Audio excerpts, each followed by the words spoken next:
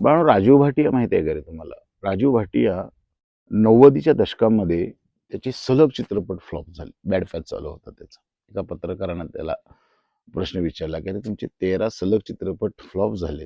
आता कसं व्हायचं तुमचं?" तर त्यावेळी राजीव भाटिया म्हणले, की "13 नाही, तू चुकीचं ऐकलं. 16 चित्रपट माझे फ्लॉप झाले. पण यातून मी उभा राहणार."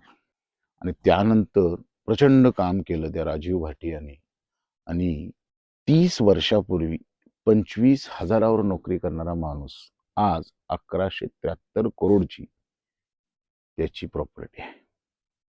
नेटवर्थ आहे. विचार करा बाळांनो.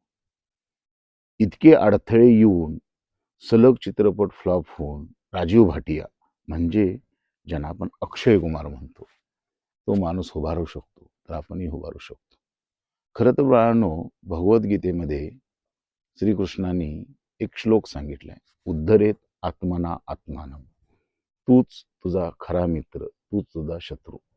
म्हणजे बाहेरचे जसे तुम्हाला खचवण्याचा, त्रास देण्याचा, तुम्हाला डॅमेज करायचा प्रयत्न करतात, बाहेरचा जो गोंगाट असतो तसा आत पण एक गोंगाट असतो. त्याच्यावर मात करा, यश नक्की मिळेल.